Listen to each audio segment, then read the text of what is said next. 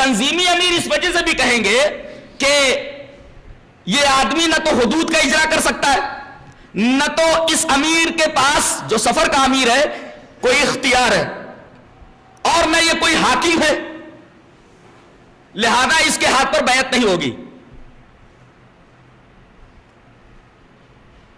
بیعت اس وقت ہوگی جب مسلمانوں کا کوئی خلیفہ ہو، مسلمانوں کا کوئی حاکم ہو، اور چونکہ اس وقت کوئی خلیفہ اور کوئی حاکم نہیں ہے، لہذا بیعت کا حکم ساقط ہے۔ بیعت کا حکم ساقط ہے، جب تک کوئی خلیفہ ہوگا نہیں تب تک بیعت کا حکم اسی طریقے سے ساقط ہی رہے گا۔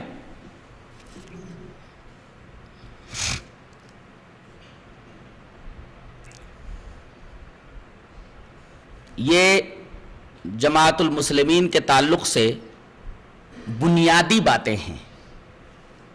اگر پوری جماعت کا جائزہ لیا جائے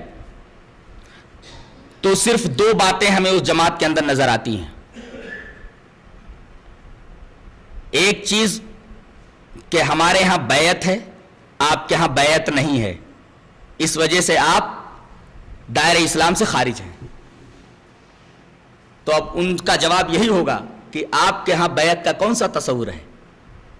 کیا اس تصور کا ثبوت قرآن و حدیث میں ملتا ہے؟ ظاہر ہے کہ اس تصور کا ثبوت قرآن و حدیث سے نہیں ملتا ہے۔ اور دوسری بات جس پر وہ زیادہ زور دیتے ہیں وہ یہی ہے کہ اپنے فرقہ وارانہ ناموں کا ثبوت دیجئے۔ پورا دائرہ بحث صرف سمٹا ہوا ہے نام کے اوپر، اور ہم یہ ثابت کر چکے کہ ناموں کی کوئی اہمیت نہیں ہے۔ ناموں کی اجازت اللہ تبارک و تعالیٰ نے خود دی ہے کہ خود رکھ لو، اور ناموں کے رکھنے میں جو اجازت ہے انسان کو، اس میں اللہ تبارک و تعالیٰ کی طرف سے ایک امتحان بھی ہے۔ کیا؟ اللہ تعالیٰ نے کہا کہ اولاً ہم نے آدم کی اولاد کو انسان کہا ہے، لہذا وہ امتیاز کے لیے ایک دوسرے سے امتیاز کو برقرار رکھنے کے لیے اپنا نام زید عمر بکر رکھ لیتے ہیں، اور ہم نے ان کا جو دینی نام رکھا ہے مسلم۔ اب تمام مسلم امتوں میں امتیاز کو قائم کرنے کے لیے اگر یہ اپنا نام رکھ لے تو نام رکھنے کی اجازت ہے۔ اب ہم یہ دیکھنا چاہتے ہیں، امتحان لینا چاہ رہے ہیں کہ یہ اپنا نام جو دینی ہے، مذہبی ہے، یہ کس طریقے سے رکھتے ہیں۔ اس میں اللہ نے امتحان رکھ رکھا ہے ان کے لیے، اس لیے کہ سورہ بنی اسرائیل کی ایک آیت ہے، اللہ فرماتا ہے قُلْ كُلٌّ يَعْمَلُ عَلَى شَاكِلَتِهِ فَرَبُّكُمْ أَعْلَمُ بِمَنْ هُوَ أَهْدَى سَبِيلًا۔ آپ کہہ دیجئے کہ ہر آدمی اپنے شاکلہ کے اوپر عمل کرتا ہے۔ شاکلہ کا مطلب سمجھتے ہیں کہ انسان کی ایک فکر ہوتی ہے، اور جو فکر ہوتی ہے اسی فکر کے مطابق عمل کرتا ہے۔ ہم یہ دیکھنا چاہتے ہیں کہ یہ نام جو رکھ رہا ہے اس نام کے پیچھے اس کی فکر کیا ہے۔ تو ہم نے اپنا نام اہل الحدیث رکھ لیا اس آیت کریمہ کی روشنی میں کہ اللہ یہ جاننا چاہ رہا ہے کہ ہماری فکر کیا ہے، ہمارا اپنا نام جو مذہبی ہم نے رکھا ہے اس کے پیچھے اللہ یہ دیکھ رہا ہے کہ بندے نے جو نام اہل الحدیث رکھا ہے، فکر یہ ہے اس کی کہ ہم قرآن کے اوپر عمل کریں گے اور حدیث کے اوپر عمل کریں گے، یہ ہماری فکر ہے۔ اب کوئی آدمی اگر اپنا نام کچھ اور رکھ لے، مثلا حنفی رکھ لیا، شافعی رکھ لیا، مالکی رکھ لیا، قادیانی رکھ لیا، یا کچھ اور نام رکھ لیا، تو اللہ فرما رہا ہے ہم نے تمہاری فکر جان لی۔ تمہاری فکر کیا ہے؟ تم قرآن اور حدیث پر عمل کرنے کے بجائے تمہاری فکر یہ ہے کہ کسی خاص امام کے اجتہادات پر تمہیں عمل کرنا ہے۔ تمہیں امام ابو حنیفہ رحمۃ اللہ علیہ کے اجتہادات اور آراء کے اوپر عمل کرنا ہے، تمہیں امام مالک کے اجتہاد اور آراء کے اوپر عمل کرنا ہے، تمہیں امام شافعی کے اجتہاد اور آراء کے اوپر عمل کرنا ہے۔ ہم نے دیکھ لیا تمہاری شاکلہ کیا ہے، اس لیے کہ آدمی اپنے شاکلہ کے مطابق عمل کرتا ہے۔ اور اہل الحدیث نے جب اپنا نام اہل الحدیث رکھا تو اللہ نے کہا بالکل صحیح ہے تم نے اپنا نام اہل الحدیث رکھا، ہم نے تمہاری شاکلہ کو سمجھ لیا کہ تمہاری شاکلہ یہ بتا رہی ہے کہ تمہارا عمل قرآن اور حدیث کے اوپر ہوگا، اس لیے کہ شاکلہ کے مطابق آدمی عمل کرتا ہے، یہ قرآن بتاتا ہے قُلْ كُلٌّ يَعْمَلُ عَلَى شَاكِلَتِهِ۔ اس وجہ سے اس آیت کریمہ کی روشنی میں بھی اگر ہم دیکھیں تو ہم نے جو اپنا یہ نام رکھا ہے بالکل صحیح رکھا ہے۔ ہاں ایک اعتراض اس کے اوپر ہو سکتا ہے اعتراض کیا ہے؟